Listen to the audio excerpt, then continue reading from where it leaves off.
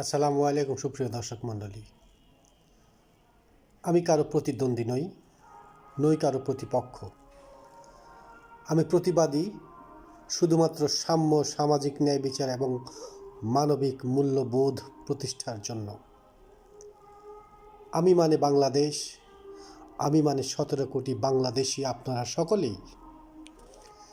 বিজয় দিবসের এই লগ্নে সকল বিভেদ, অনাচার, ফ্যাসিবাদ, স্বৈরাচার সকল কিছু পেছনে ফেলে 2024-এর নতুন প্রত্যয়, আগামীর স্বপ্নিল বাংলাদেশ গড়ার প্রত্যয় বুকে নিয়ে 17 কোটি মানুষকে বিজয় দিবসের অগ্রিম শুভেচ্ছা জানাচ্ছি।